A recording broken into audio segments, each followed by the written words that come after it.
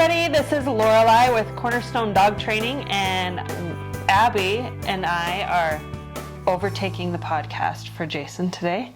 Abbie has worked with Cornerstone for years and years. We'll get into her story a little bit here, but she is one of our best friends in our family. She's become part of our family. To us. She still feels like she's part of her family, but would take her anytime. So there's just been some fun experiences of things that we've done with Abbie that we wanted to talk about with dog training that should help you with your dogs as well. So Maddie wanted us to tell the joke of why did the chicken cross the road? It's to get to Cornerstone Dog Training. And that's only a joke for those that have ever come in live to do training with us, because there are chickens across the street of Cornerstone. It's funny, all of our employees, I always hear them say, I'm going to Cornerstone, or I'm at Cornerstone. And I'm like, that's my house. Like, home? Yeah. Are you going home? Yeah. But they just call it Cornerstone. Is that what you call it? Mm-hmm. Yeah, most of the time. Or if I'm talking to my parents, I'll just say the Robins. Yeah. So Abbie has, why don't you tell the story of how you came to work for Cornerstone or be a part of what we do? Yeah. So I did training with my dog 6 years ago. Flower, her name's Flower.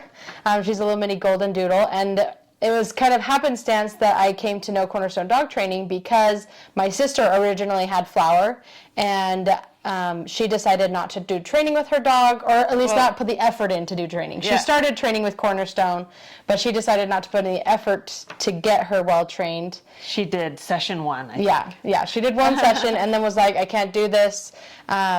And so I took over the ownership of the dog, and she has been amazing. I went through the program with her, put in the effort to get her trained. She's a great dog, and that's how I met Jason and Lorelei for Cornerstone. So after that, they offered for me to be a part of Cornerstone, and it's come from there. Yeah, gradually. She started by doing office work because we were drowning.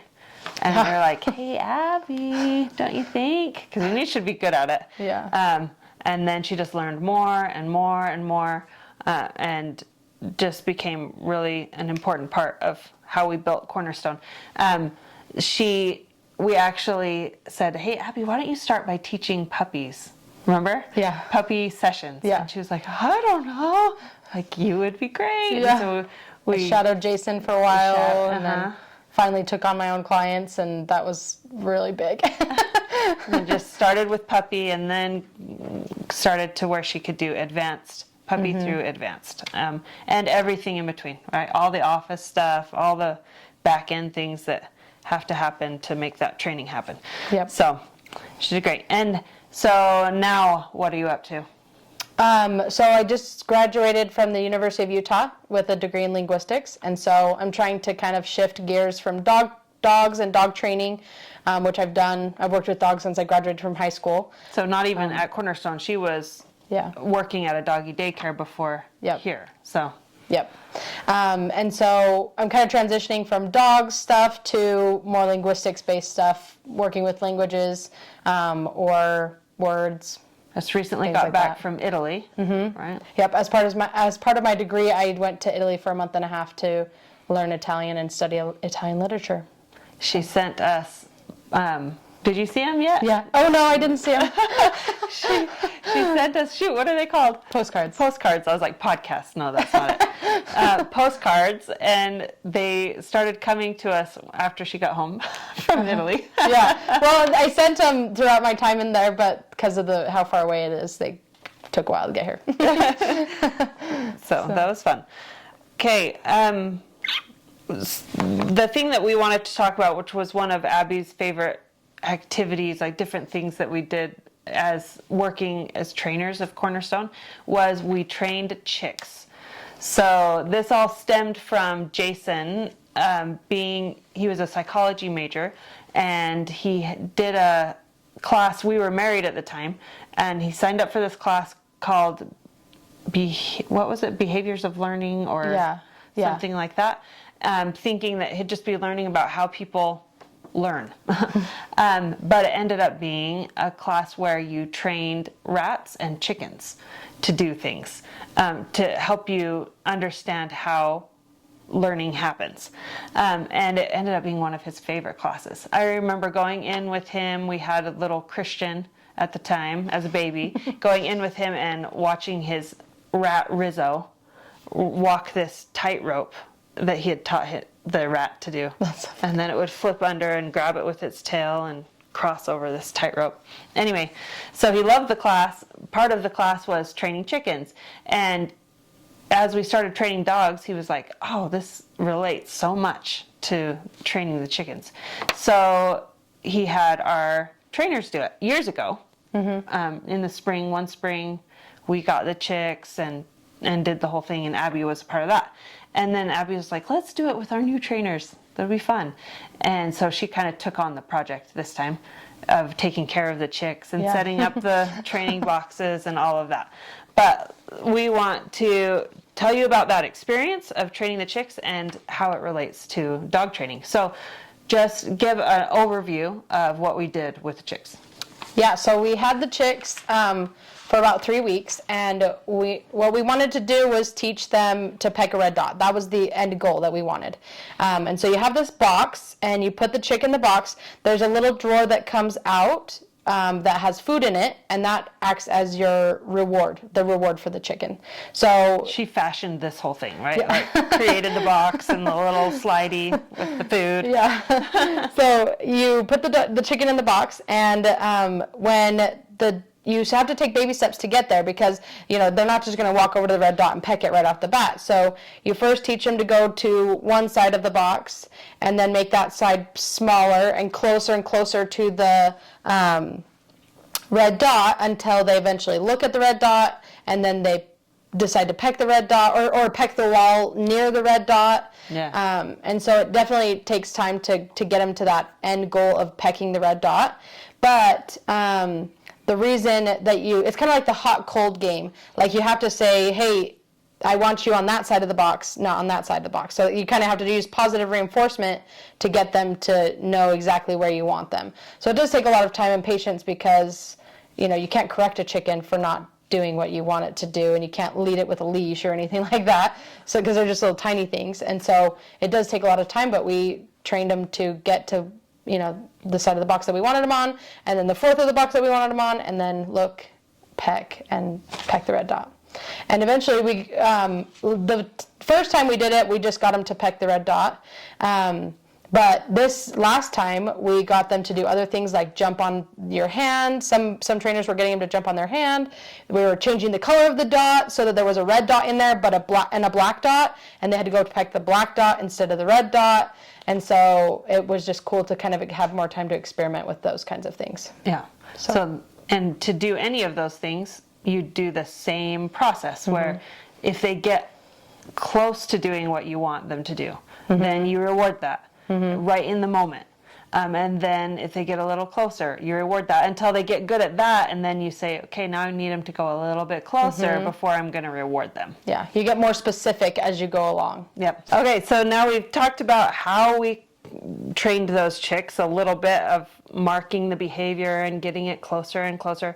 How does that relate to dog training? Why did we do that with our trainers? Yeah. So chickens and dogs are relatable because they're both very food motivated. So we made sure that the chicks were hungry before we trained them each time, so that they would be motivated to do the behavior that we needed to, because they were trying to figure out how to unlock that drawer that had the food in it. Yeah. So, okay, how do I get the food? Oh, the food comes out every time I go on this side of the box, or every time I get close to that red dot, the food comes out. And so they figure that out.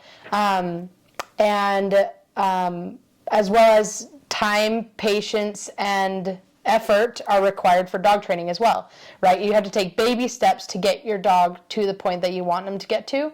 And same with the chicks. We, spent, several times with the same chick trying to get them to peck the red dot. And some chicks picked up on it faster than others. Some, we had the Robbins kids doing it too, and so we had a lot of people trying to get them to do it, and it was really cool. William was the first one to get the chick to peck the red dot. Yeah. He's 11 at the time. And he loved it. Uh-huh.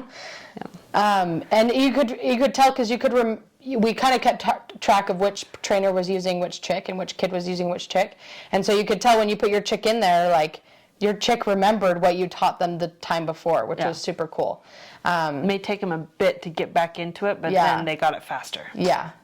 And then as well as just making sure that, because chickens and dogs are both in the moment kind of animals, and so you have to reward those behaviors right when they happen, because as most animals are. Yeah, right. Definitely. Yeah, they don't have cause and effect kind of mentalities. They think, oh, if I got a treat now, whatever I was doing in that moment is what they wanted. And what got me the treat. And so you have to be super precise with and that's the hard part about the drawer with the chicks is, it takes some time to get the drawer out. So you have to be like fast and get the drawer out so that they can get the food right when they do that behavior. Yeah, so we'd slide the drawer out. Yep, and then slide it back in. Mark it. Yeah. Yep. Even that sound, like you try to get, yeah. right in the moment. So in dog training with puppies, we use this a ton, and how we do it is marking with just the word yes. So you want to mark the behavior. So even if you don't have the food readily available to say, oh, right there, right there. Yeah.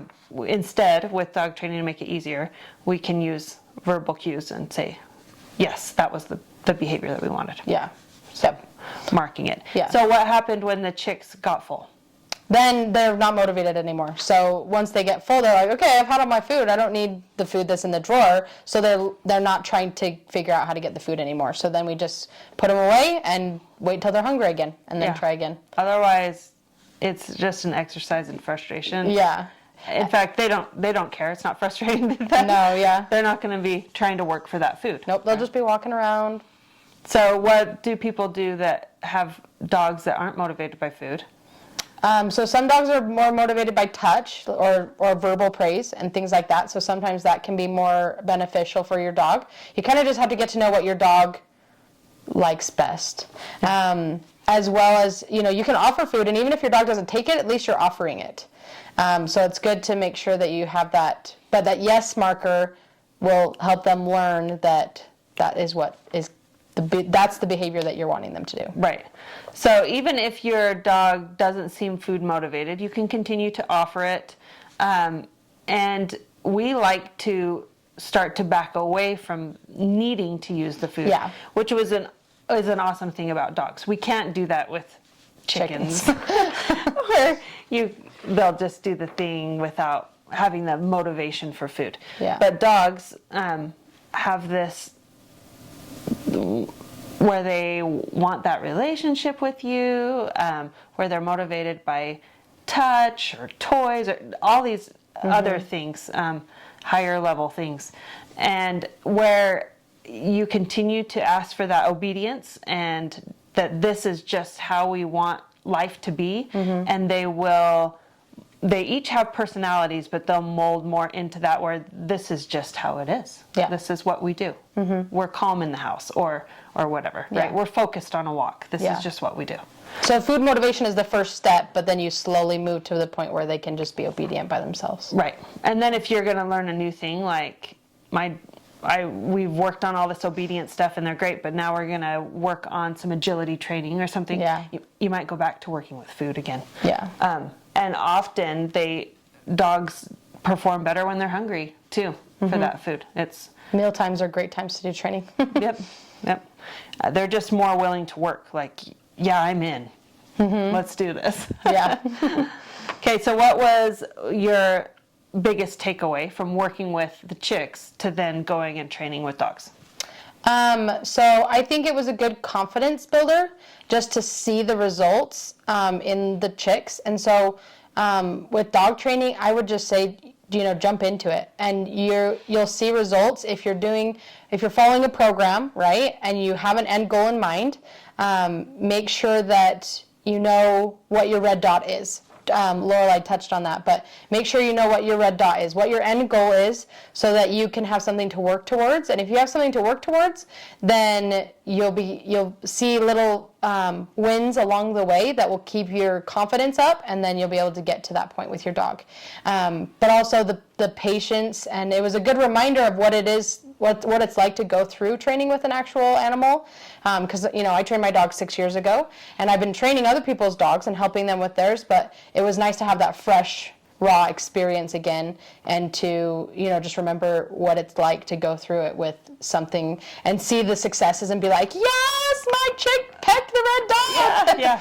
Well, because you start out putting this chick in the box and you're like, okay, really? How can I do this? Yeah. And really? So you have to figure it out too, because if you don't know what you're doing, then your chick's not going to know what they're doing. Yeah. And so you have to kind of experiment. And we tell our kids, like, it's okay, you did the wrong timing on one. Yeah. Or whatever. You messed up. It's okay. Try again. Keep doing. Yeah. And they'll learn it. So, but we have to reassure the dog owners of that too. Like, keep trying. You'll get to that red dot of your goal of what you want to get And it to. is experimentation, because some things, as far as like what motivates your dog and what, things work best for individual dogs, some of it is a little bit of trial and error. So it's important to be okay doing that, like try something out. If it doesn't work, that's okay. We can try something else. Yeah. So, but it is important to have a training plan. Oh yeah. Right? So you put this chick in the box, and if you just start rewarding whatever, you're not going to get to that red dot of what you really want. Yeah. So say that you really want to be able to go on hikes with your dog, and that everything's great in the hike, and they're safe, and they'll come back to you or whatever. You need to know that that's your goal, and you need to voice that to your trainer or whoever you're working with, to be able to make sure that the program that you're going to do is going to lead you in that direction. Yep. To get that red dot.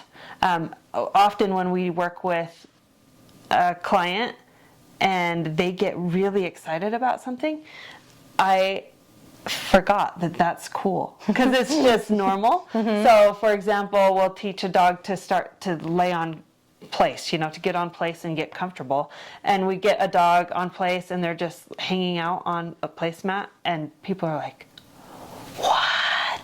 That's my dog. I can't believe they're doing that. And I'm like, oh yeah, it is cool, huh? Yeah. It's pretty normal around here, but it is cool. Yeah. Yeah, awesome. Okay, well, Abbie is no longer doing live training right now, working to go into that linguistics area, but she has been helping us with breeder dinners and has also been doing an awesome job doing executive assistant kind of stuff, trying to rein in me and Jason and figure out our schedules and all of that. So we're really appreciative, and it's been great. In all of the years we've had you working with us, I don't know how many, lots of years. She's like watched lots of kids join our family. We started at a different house, we've moved, all this stuff. One of my favorite aspects of having Abbie around is that she's so willing to jump in and try something new. She'll just like, okay, I don't know how to do that, but yeah, let's try it. We'll figure it out. So for example, we have cornerstonepuppy.com, so where people can go and get the online puppy course, and there's a Facebook page for it. So the people that are part of that program have a Facebook Live with a trainer every week where they can come in and ask questions. And Abbie did it with Jason the first 1 or 2 times maybe. Yeah. Where we did a Facebook Live, and then we're like, okay, Abbie, next week, why don't you just do it? And she's like, I have never done that. Okay. And so she just said, okay, and jumped in and did it. And then months later, she told me, like, that was really scary. But now, being on camera all by myself, answering questions that people were asking when I was like, am I going to know all the answers? Am I going to know what to do? Like, how long does it need to be? And so it was a good experience for me, though, because I was able to figure it out and just now she's totally comfortable doing it, and is great. I'm sure she was great at it all along, but so I love that she's willing to jump in and try. One time we were in the backyard with my kids, and I was just doing a weird activity where we were bobbing for apples or fruit in things of water. It was this thing that we'd read of like, play this game with your kids. I'm like, It was like a race to see who could do it the fastest. Oh yeah, we were racing in 2 teams. Yeah. And she comes back, was just working that day on office stuff, and I was like, hey, Abby, you want to join in one of our teams? She's like, okay. And so we're bobbing for apples in the backyard. Yep. She totally went in for it. Or we would say we were having treats in the evening or having dinner and be like, hey, come try this, come join us. She's like, if she had time, she's like, okay. To try whatever weird thing we were eating. So loved it. So thank you for being like that. You're welcome. Keep it going. Okay. You do great things. So in working with the chicks, we wanted to wrap up with 3 things that you can remember from that experience and take into your dog training. So what are one of those things? Yeah, so definitely I think is to remember that dogs and chicks are in the moment animals. So you definitely need to be on it with those rewards or corrections in the moment when your dog is doing those behaviors, and make sure chat about it 5 minutes later. Yeah, be like, hey, that thing you did. Yeah, that's have what we want. Yeah, you can't have a heart to heart and say, okay, so you peed on the floor. That really wasn't the best thing to do. So be like, I don't know what you're talking about. Yeah, so we want to make sure that we're in the moment and we're correcting and rewarding right when the dog does the behavior. And if you miss it, and you try again next time. Yep. So.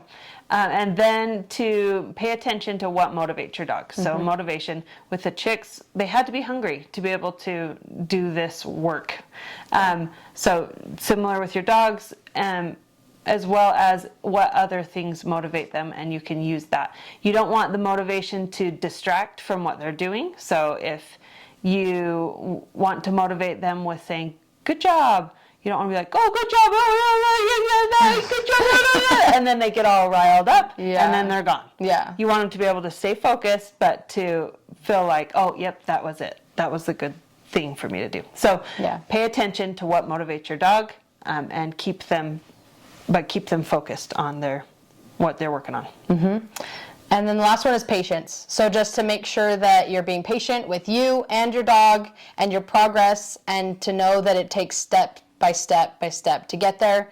So as long as you're seeing progress, that's the main goal, is just to see progress towards your end goal and to make sure that you know how to get there and what steps you need to take. But it will take time, effort, and patience to get there. Yeah, so those training times with the chick, they were like would do this short little burst of time until they were full, and then we'd have to wait for a while and we'd come back and do these training sessions to where they got a little better every time. So be patient, find out what your red dot is, and go for it.